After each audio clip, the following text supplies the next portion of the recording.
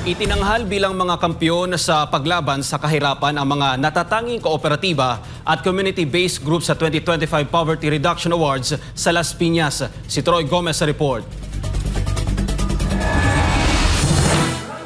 Kinilala ng Villar Foundation ang mga natatanging kooperatiba at community-based organizations mula sa iba't ibang panig ng bansa na aktibong tumutulong para maibsan ang kahirapan. Ginawa ang 2025 Villar Foundation Awards for Poverty Reduction nitong Disyembre 12 sa The Tent, Las Piñas City. Mula sa mahigit 120 nominasyon, 30 ang sumailalim sa validation at 18 ang napiling outstanding awardees dahil sa kanilang konkretong ambag sa pagpapaunlad ng kabuhayan ng mga magsasaka, mangingisda, kababaihan at maliliit na negosyo sa kani-kanilang komunidad. Pinangunahan ni dating Senadora Cynthia Villar, Managing Director ng Villar Foundation, ang paggawad ng parangal. Ayon sa kanya, ang advokasya ng foundation laban sa kahirapan ay hango sa sariling karanasan ng kanilang pamilya.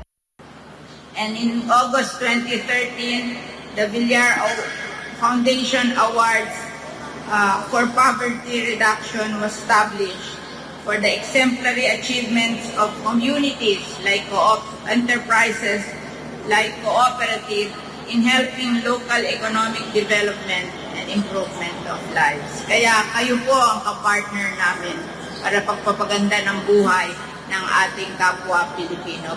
Binigyang diin ni Villar na ang mga pinarangalan ngayong taon ay nagpakita ng mahusay na pamamahala, tibay at malinaw na suporta sa sektor ng agrikultura at lokal na ekonomiya, mga salik na mahalaga sa modernisasyon ng agrikultura at pagpapatibay ng value chains. Ayon pa sa kanya, ang kahirapan ay hindi lamang usaping pinansyal, kundi isang estruktural na hamon na may kinalaman sa access, oportunidad at social mobility. Bawat isa sa 18 outstanding awardees ay tumanggap ng tropeyo at 250,000 pesos. Dalawa naman ang kinilalang special awardees na tumanggap ng tig 150,000 pesos at Certificate of Recognition.